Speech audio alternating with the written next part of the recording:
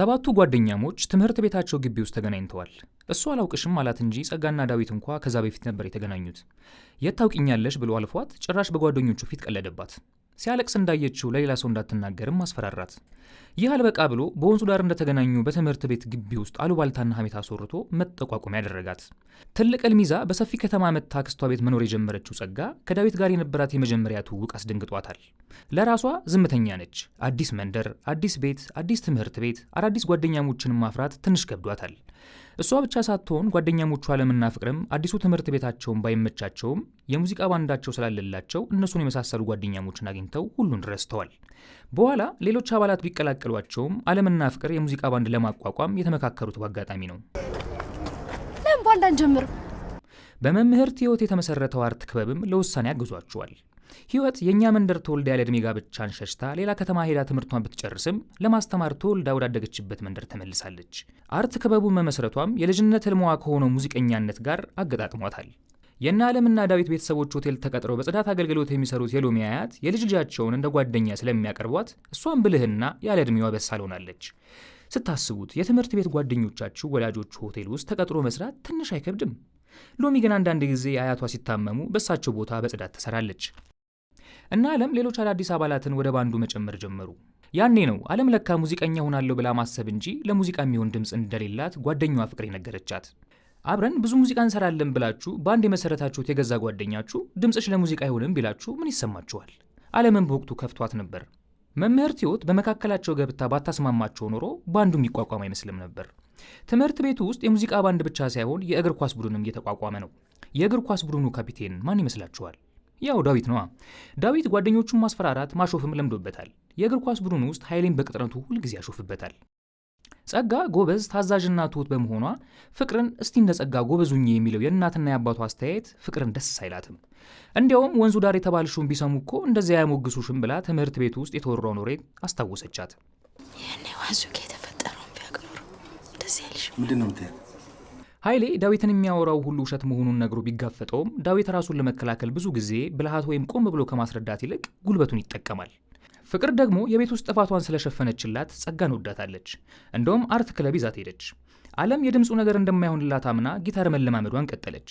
ጸጋ ደግሞ ከበሮ ስትጫወት እንዴት ጎበዝ እንደሆነች እንዲያውም በከበሮ ትምህርት ማጥናት ሁሉ ለፍቅር አለማምዳት ፈተና ማለፍ ችላለች። የኃይሌ እህት ሀና ልክ እንደ ወንድሟ የእግር ኳስ ፍላጎትና ችሎታ ቢኖራትም ለማንም አትናገረውም። ቤት ውስጥ ያለባትን ስራ ከአቅሟ በላይ ሆኖባታል። ገብቶኛል፣ ጊዜ አስተምሮኛል። ድምጿ እኮ ለሙዚቃ ይሆናል፣ ግን የቤት ውስጥ ስራዎቿን ስትሰራ ከማንጎራጎር ውጭ የልምምድ ጊዜ እንኳን አልነበራትም። ኃይሌ የሚወዳትን ልጅ ዓለምን ለመቅረብ ፈልጎ እህቱ ሀናን ባንዱ እንድትቀላቀል ለማሳመን ደጋግሞ ቢሞክርም ሀና እንደማትችል ትነግሯለች። ከዛ ኃይሌ ምን ያደረገ ይመስላችኋል? የቤት ውስጥ ስራዋን እንደሚያግዛት ቃል ገብቶ ወደ ባንዱ እንድትገባ አሳመናት። ሎሚና ሀና ዘፋኝ፣ ዓለም ጊታሪስት፣ ፍቅር ገጣሚ፣ ጸጋም በከበሮ ባንዱን አቋቋሙ። የባንዱ ስያሜም የእኛ ተብሎ ተጀመረ። ከነፍሴ ከሀሳብ ከቤቴ ፍርሃ ዞር በል ጠላቴ። የእነ ዓለም ወላጆች በአምባገነኑ አባታቸው አቶ ሙሉጌታ ምክንያት በቤታቸው ሰላም የላቸውም። አስቡት እስቲ ልጆቹ ፊት ተንከባካቢና ጥሩ ሰው መስሎ ለውጭ ሰውም ሁሉም ሰላም የሆነ የሚያስመስል አባት፣ ባለቤቱ ላይ ግን አካላዊና ስነ ልቦናዊ ጥቃት የሚያደርስ እና ዝቅ ዝቅ አድርጎ የሚናገር ሲሆን እና አንተን ያጠፋው ያልሽ ነው? መቼም የኔ ሊሆን አይችልም። ጸጋ ኃይሌ ዳዊት ውሸቱን እንደሆነ ሲናገር በመስማቷ ይህንንም ለሀና በመናገሯ በባንዱ መካከል አለመግባባት ተፈጠረ። ዳዊት እያለቀሰ በመታየቱ ምንም ደስ አላለውም። መታየቱ ሳያንስ ደግሞ ትምህርት ቤት ውስጥ ማውራቷ በጣም ደበረው። ሁሉንም አለመግባባት በጉልበት ለመፍታት የሚሞክረው ባህሪው እየተባባሰበት መጥቶ ኃይሌን ለምን ተናገርክ ብሎ ይመተዋል። አባቱ እናቱን እንደሚመታት ለእህቱ ለዓለም ይነግራታል። እሷ ግን ያ ተንከባካቢዋ አባቷ እንደዛ ያደርጋል ብላ ማመን አልቻለችም። ዳዊት ጸጋን ወንዙ ዳር በድጋሚ መጥቶ አስፈራራት። እሱ ሳያንሰው መታት። ኃይሌ ደርሶ ባያስጥላት የከፋ ጉዳት ሊያደርስባት ይችል ነበር። ኃይሌ ቀላል መስሎት ለሃና ቃል የገባላት የቤቱ ስራ እንዳሰበው እንዳልሆነ ተረድቷል።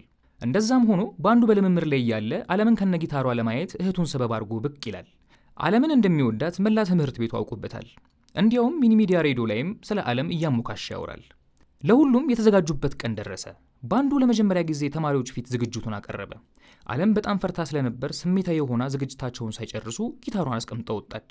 አይ ዓለም መድረክ ላይ ጊታር መጫወት ስለማታውቅ ደንግጣ ነበር። ይህ ለእሷም ሆነ ለባንዱ አሳዛኝ ነበር። ደነገጠች፣ አለቀሰች። ዓለም ካጋጠማት ድንጋጤ ገና ሳትረጋጋ ሌላ አስደንጋጭ ነገር ገጠማት። ሆቴላቸው አገልግሎት ፈልገው በመጣ እንግዳ ቲቪ ተበላሸብኝ በሚል ሰበብ ክፍሉ ድረስ ጠርቶ አስገድዶ ሊደፍራት ሞከረ። ወንድሟ ስትጮህ ሰምቶ የሮጠ ባይደርስላት ሰውየው ዓለምን ይጎዳት ነበር። ዓለም መድረክ በመፍራቷ ሀና ደግሞ በሥራ ጫና ከባንዱ መውጣት እንዳለባቸው ይሰማቸዋል። ፍቅር ደግሞ ካላት ጉጉት የተነሳ ቀን በቀን እንለማመድ ትላለች። ይህ ደግሞ ለሎሚም የማይመች ነገር ነበር። ዓለም የደረሰባትን ለማንም መናገር አልፈለገችም። ከባንዱም ከጓደኞቿም ሳትገናኝ በየቀኑ መኝታ ክፍሏ እያለቀሰች ሆነ የምትውለው። ሁሉም ሰው የዝግጅቱን መበላሸት እንጂ ሌላ ነገር ሆናለች ብለው አንዳቸውም አልጠረጠሩም። ጸጋ እንደ ልማዷ ከበሮ ስትለማመድ ዳዊት ይዟት የነበረው ቦታ መበለዙን በአጋጣሚ እጆቿን አየ። ወዲያው እህቱ የማይታወቅ ሰው ሊደፍራት ሲሞክር የነበረችበትን ስቃይ አስታውሶ አዘነላት። ከጨዋታው በኋላ ዳዊት ተጸጽቶ ኃይሌን ይቅርታ ጠየቀው። የአባቱን ባህሪ እየተላበሰ እንደመጣና በወላጆቹ መካከል ያለውንም ነገር ነገረው። እንደ አባቱ መሆን ሳይፈልግ ግን እንደ አባቱ እየሆነ እንዳለ ተጸጽቶ ይቅርታ ጠየቀው። ከማታውቀውና መንገድ ላይ በአጋጣሚ በሚመስል መንገድ ተዋውቆ ሞባይል ከሰጣት ሰው ጋር ግንኙነት ጀምራ ከጓደኞቿ ተነጥላለች። እናንተ ተዘናግታችኋል ብላ ከባንዱ ጋር ለመለማመድም ፈቃደኛ አልሆነችም። በኋላ ላይ ዓለም ሚስጥሯን ለፍቅርም ነግራታለች። ዓለም ፍትህ ለማግኘት ሙከሯን ብትጀምርም ለእናቷ ያጋጠማትን ስትነግራት ለምን ክፍሉ ሄድሽ ብላ መልሳ ትወቅሳታለች። የበለጠ ተከፋች። ዳዊት በፍቅር በኩል ለጸጋ የይቅርታ መልእክት ላከ። ዳዊት ሚኒ ሚዲያ ሄዶ በይፋ በትምህርት ቤቱ ሬዲዮ ስለ ውሸት መጥፎነት ተናግሮ ጸጋን ይቅርታ መጠየቁ ሰው ምን ይለኛል ሳይል እውነቱን በመናገሩ እህቱንና ጓደኞቹን አስደስቷል። ዓለም ከእናቷ ጋር ተመካክራ የስነ ልቦና ባለሙያ ጋር ሄዳ እርዳታ ማግኘቷ፣ ጉዳዩን ለፖሊስ ማመልከታቸው በጣም ትክክለኛ ነገር ነው አይደል? ተማሪዎቹ ስለ ወደፊት ህይወታቸው እንዲያስቡ መምህራኖቻቸው ሁልጊዜ ነግሯቸዋል። ለዚህም እንዲረዳቸው የዩኒቨርሲቲ ጉብኝት በትምህርት ቤቱ በኩል ተመቻቸ። በአውቶቡስ ጉዞ ላይ እያሉ የመኪና አደጋ አጋጠማቸው። ማን ስልክ ደውሎ እርዳታ የጠራ ይመስላችኋል? አዎ ከተማሪዎቹ ሁሉ ሞባይል ስልክ ያላት ፍቅር ነቻ። በሚስጥራዊ ስልክ ደውላ እርዳታ ትጠራለች። በአደጋው ዓለም የእግር ስብራት፣ ሌሎቹም ትንንሽ መጫጫርና መጠነኛ ጉዳት ይደርስባቸዋል። ስለ ስልኩ ጸጋ ፍቅርን ደጋግማ ጠየቀቻት። ፍቅር ግን እውነቱን አልነገረቻትም። ለቀጣዩ ሙዚቃቸው በሚለማመዱበት ወቅት ዓለም የጊታሯ ክር ተበጥሶባት አገኘችው። ቤት ያላትን ጊታር ፍቅር አምጥታላት የባንዱ ውብ ሙዚቃ እስካሁን የመጡበትን ጉዞ የሚያሳይ ሆኖ በሚያምር ሁኔታ ቀረበ። ከእማማ ክቤ በስተቀር የሁሉም ወላጆች በተገኙበት ስራቸውን በደስታ ቀረቡ። ሎሚ ከዝግጅቷ ስትመለስ አያቷ ህመሙ ጸንቶባቸው ራሳቸውን ስተው ደረሰች። ብቸኛ ቤተሰቧ የሆኑት አያቷ የታመሙባት ሎሚ በጓደኛው ዓለም ቤተሰብ እርዳታ አያቷ ሕክምና አገኙ። ግን ቆይተው ስለነበር እማማ ክቤን ሲያሰቃያቸው የነበረው ህመም የማህፀን በር ካንሰር ህመም መሆኑ ቢታወቅም እሳቸው ግን አልዳኑም። ሎሚ አያቷ ስለሞቱባት በጣም አዝናለች። ሌላ ቤተሰብ ወይም ዘመድ የላትም። ትምህርቷን ሳታቋርጥ ስራ እየሰራች ቤት ኪራይ ከፍላ እንዴት ነው ራሷን የምታኖረው? ከባድ ይሆንባታል አይደል? እሷ ግን ጎበዝ አይደለች? የአያቷን ስራ እየሰራች ትምህርቷን ቀጠለች። ሆቴሉን ማስተዳደር እንዲጀምር አባቱ ያዘዘው ዳዊትም ስራው ላይ ጎበዝ እየሆነ ነው። ደስተኛም ሆኗል። የልጇን ፍላጎት የምታውቀው መዓዛ ግን ዳዊት ሊለማመድ ሲሄድ የእሱን ስራ ሰራችለት። አባቱ ይህንን ሲሰማ በጣም ተቆጣ። በኃይለኛው ጸብ ተፈጥሯል። ሚስቱንም መቷታል። ዳዊትም የእናትና የአባቱን ጠብ እንዲያረጋጉት በመሃል በመግባቱ በኃይለኛው ከአባቱ ጋር ተጣልቷል። ይህ ቀውጢ ሲፈጠር ሎሚ ያየች። ዳዊት ያየችውን ለእህቱ እንዳትነግራት ለምኗታል። ፍቅር በጣም ለምታምነውና ስልኩን ለሰጣት ሚኪ ሙዚቃዋን ስታሰማው በጣም እንዳልተመቸው ነገራት። በዚህም ትንሽ ደብሯታል። ቤት ውስጥ ምን እየተከናወነ እንደሆነ የማታውቀው ዓለም አርት ክለቡን መልሶ ለማቋቋም ሙከራ ላይ ነች። ሚኪ ድምጿን የምትቀርጽበትን የድምፅ መቅጃ ለፍቅር ሲሰጣት ስቱዲዮ እንደምትገባም ሲነግራት አመነችው። ፍቅር ከዮሐና ጋር የመስራት እድል እንደምታገኝ አስባ በጣም ደስ ብሏት መጠበቅ ጀመረች። ስለ ሚኪ ለጓደኛው ዓለም ነግራት ወደ ስቱዲዮ ይዛት እንደምትሄድ ሚኪን ብትጠይቀውም እሱ ግን ደስ አላለውም። እንደ ጓጓችው ዮሐናን ያስተዋውቃት ይሆን? ዳዊትም ሆቴሉን በማስተዳደርና እግር ኳስ በመጫወት መካከል ለመምረጥ ተቸግሯል። እናንተ ብትሆኑ የቱን ትመርጣላችሁ? የልባችሁን ፍላጎት ወይም የቤተሰባችሁን የንግድ ሥራ? በዳዊት ቦታ ለመጫወት ኃይሌ የእግር ኳስ ቡድኑ እንዲቀላቀል አሰልጣኛቸው ጠይቁታል። ዳዊት ኃይሌ ለእግር ኳስ መጫወቻ የሚሆን ጫማ እንደሌለው ሲያውቅ አባቱ የገዛለትን አሪፍ ጫማ ሰጥቶት አስደስቶታል። ኃይሌ ግን ጫማውን በደስታ ቢቀበልም ጨዋታውን ግን ተሸንፏል። በቡድኑ መሸነፍ የተናደደው ዳዊትም ከኃይሌ ጋር ተጣልቷል። በጥሉ ምክንያት ዳዊትና ኃይሌ ወላጅ አምጥተዋል። በዚህ አጋጣሚ ግን የሃና እናት የሃናን ጎበዝ መሆንና ለነጻ የትምህርት ዕድል እንዳገኘች አየች። ከዛ በኋላ ነው ሃና እንድታጠና የቤቱን ሥራ እየቀነሰችላትና እያገዘቻት የመጣችው። ፍቅር ዮሐናን የምታገኝበት የመጨረሻ ቀን ደረሰ። እናቷ ቆንጂት የፍቅር ምስጢራዊ ስልክ አግኝታባታለች። መዓዛ ምርቃቷ ስለደረሰ ዓለምና ዳዊት የእናታቸውን ምርቃት ሞቅ አድርገው ለማክበር ፈልገዋል። እናቷም የልጃቸው ምርቃት ላይ በመገኘት የልጅ ልጆቻቸው ሰርፕራይዝ አድርገዋቸዋል። ሙሉጌታ ግን ደስ አላለውም። አለምና ዳዊት አያታቸውን ለመሸኘት በሄዱበት ጊዜ ሙሉጌታ መዓዛን ይመታትና በፖሊስ ይያዛል። የፍቅር እናት እየጠበኩሽ ነው የሚለውን የሚኪን ቴክስት ስልኩ ላይ ስታይ ፍቅር ከሆነ ሰው ጋር በድብቅ ግንኙነት እንዳላት ታወቀችባት። ፍቅር ዮሐናን አገናኝሻለሁ ያላትን ሚኪን አምናው ከቤት ጠፋች። ስትሄድ መናኸሪያ አካባቢ ያያት ሰው ለቤተሰቧ ይናገራል። ሚኪ ቤት ሄዳ ሌሊቱን እዛ እንድታድርና በቀጣዩ ቀን ጠዋት ተነስተው ወደ አዲስ አበባ አብረው እንዲሄዱ ይነግራታል። እንደ ጓጓችሁ ግን ወዲያውኑ ዮሐናን አላገናኛትም። የበለጠ ያስፈራት ለቀጣይ 1 ሳምንት ከሚኪ ጋር አዲስ አበባ መቆየቷ ነው። መዓዛ ባለቤቷ ባደረሰባት ጉዳት ሆስፒታል ተኝታ እየታከመች ነው። እስከዛሬ ሲንከባከባቸው የነበረው የአባታቸውን ትክክለኛ ማንነት አዩ። ሎሚ ደግሞ ሙሉጌታ መዓዛን ሲመታት በአይኖቿ ስላየች ያየችውን ለፖሊስ ብትመሰክር በኋላ ሙሉጌታ ሲወጣ ጉዳት ቢያደርስብኝስ ብላ ፈራች። መዓዛ ሆስፒታል እያለች እናቷ ሊጠይቋት መጥተው እንደዛ ሆና በማየታቸው በጣም አዘኑ። ከነ ልጆቿ ይዘዋት አዲስ አበባ ለመሄድ ወሰኑ። ሎሚ በስራዋ ላይ ብትገኝም ቤተሰቡ ባለበት ችግር ደሞዟን እንኳን በጊዜው ማግኘት ባለመቻሏ ተቸግራለች። የምትወዳቸው ሰዎች ላይ ሌላ ሸክም መሆን እንደማትፈልግም ትነግራቸዋለች። ትምህርቷን እንድትቀጥል የሚያስችላትን ስራ ካገኘች ሌላ ቤት መፈለግ እንዳለባት ነገረቻቸው። መማር ይሻላል ወይስ ትምህርትን ትቶ መስራት? ሎሚ ለውሳኔ ተቸግራለች። ለአያቴ ትምህርቴን እንደማላቋርጥ ቃል ገብቼላታል። ሚኪ የፍቅር ቤተሰቦች ለፖሊስ ሪፖርት እንዳደረጉባቸውና እየፈለጓቸው መሆኑን የሚገልጽ ቴክስት ደርሶታል። ፍቅር ቤተሰቦቿ ጋር ደውላ መፈለጋቸውን እንዲያቆሙና እንድታረጋጋቸው አሳምኗታል። ፍቅር በመጨረሻም ዮሐናን አግኝተዋለች። ዮሐና ግን እሷንም ሆነ ሚኪን እንደማያውቃቸውና ግጥምም ራሱ እንደሚጽፍ ነገራት። አሁን ፍቅር ባነነች። ሚኪ ይህንን ሁሉ ውሸቱን እንደሆነና ሲያታልላት እንደቆየም ነቅታበታለች። ከተቀመጠችበት ክፍል አምልጣ ወጣች። ሎሚ የምትወደውን ትምህርቷን ትታ አዲስ አበባ ሄዳ ከአንድ ቤተሰብ ቤት ውስጥ ስራ ጀመረች። ሙሉጌታ ወደ መዓዛ ወንድሙን ጨምሮ እንዲያስታርቁት ሰዎችን ላከ። ለመጨረሻ ጊዜ ይቅር እንድትለውና አብረው እንዲሆኑ ለመናት። እሷ ግን እምቢ ብላ መለሰችላቸው። ፍቅር የዛን ቀን ማታ የሚያስጠጋትም ሆነ የምታውቀው ሰው ባለመኖሩ አንድ ባለሱቅ ጋር ተደብቃ አደረች። ዓለም ጋር ደውላ ያለችበትን ሁኔታ ስትነግራት ሎሚም አዲስ አበባ መሆኗን ነገረቻትና ተገናኙ። ኃይሌ ሚኒ ሚዲያው በየጊዜው በሚስጥር የሚላክለትን የፍቅር ደብዳቤ ማን እንደላከለት አለማወቁ አስጨንቆታል። ሎሚ ፍቅርን ወደ ምትኖርበት ቤት አምጥታታለች። ነገር ግን ሎሚን ስራ እንድታገኝ ያገዛት ደላላ ንግግራቸውን ሰምቷል። ጸጋ በሎሚ በኩል ፍቅርን አግኝታት ቤት ከባድ ችግር ስለተፈጠረ ቶሎ እንድትመጣ ነገረቻት። ኃይሌ ከዓለም ጋር ስለ ፍቅር ደብዳቤውና ስለ እሷ ያለውንም ስሜት ነግሯታል። እሷ ግን ከጓደኝነት ያለፈ ምንም እንደሌላትና ደብዳቤዎቹንም እሷ እንዳልጻፈቻቸው ነገረችው። ኃይሌ ማመን አልቻለም። መዓዛ ከባለቤቷ ጋር ለመለየት ወስናለች። ሙሉጌታ ግን ፈቃደኛ ባለመሆኑ ልጆቹና ሆቴሉ አካባቢ ብዙ ጊዜ ይመጣል። ዓለም አባቷን ስለምትወደው ሌላ ዕድል ልትሰጠው አስባለች። ፍቅር ጥፋተኝነት ቢሰማትም ወደ ቤቷ ተመለሰች። ስትደርስ እናቷ ታማለች። ያጠፋችውን ሁሉ በማስተካከል የቤተሰቧን ችግር ለመቀነስና እናቷን በማስታመም ለመርዳት እየሞከረች ነው። ወደ ትምህርት ቤት ሄዳም ድጋሚ ገብታ መማር እንደምትችል አውቃለች። ሀና ደግሞ በቤት ውስጥ ስራዎችና በክለብ ኃላፊነቶች መካከል እየደከመች ነው። ሁሌም የሚደግፋት የእንጀራ አባቷ እሷን ለማገዝ ዩኒቨርሲቲ እስክትገባ ድረስ በደንብ ለመማር እንድትችል የራሱን ልብስ በማጠብ ምግብ በመስራት ስራዋን እያቀለልላት ነው። ዓለም አባቷ የተለወጠ መስሏት አብረው ምሳ በላች። ወደ ቤት ስትመለስ ግን እናቷን ሊመታት ሲያስፈራራት በማየቷ በጣም ደነገጠች።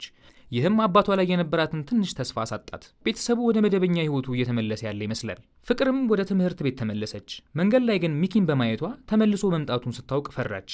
ትምህርት ቤቱ በሙሉ ለፈተና እየተዘጋጀ ነው። ዳዊትና ኃይሌ የእኛም ባንድ በይፋ ተቀላቅለዋል። ባንዱ በአንድ ላይ በመሆን በልዩ ሁኔታ ዝግጅቱን ያቀርባል። እንደተለመደው በአዲሱ ዘፈናቸው በደስታ ይቀጥላሉ።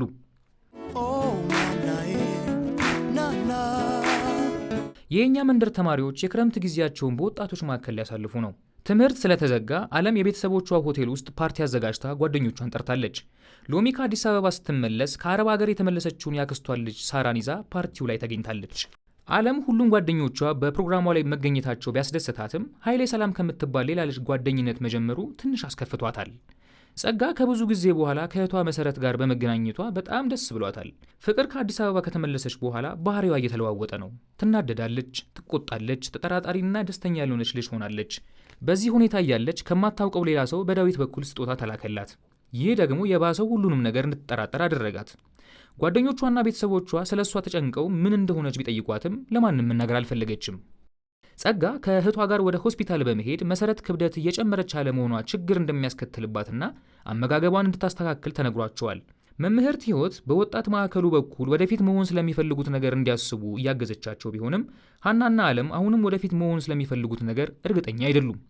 ሎሚና ሳራም የወደፊት ህይወታቸው አሳስቧቸዋል። ህይወታቸውን ለማስተካከል የሚያውቁትን ሙያ ተጠቅመው ለመስራት ወስነዋል። ሎሚም ጸጉር በመስራት ጎበዝ ነች። ከሳራ ጋር የጸጉር ቤት ስራ አግኝተው ጀምረዋል። ሎሚና ሳራን ለመጠየቅ ወደ ሆቴል የሄዱት ፍቅርና ሀና ለሰርግ እየተዘጋጁ ያሉ ባንዶችን ሆቴል ውስጥ አገኙ። ይሄማ ጥሩ እድል ነው ብላ ፍቅርና ሀና እንዲያልፉት አልፈለገችም። ሀና የመስፈን ችሎታዋን ለባንዱ አባላት እንድታሳያቸው አበረታታቻት። ሀና ማይክ ይዛ ለብቻዋ መድረክ ላይ ወጥታለች።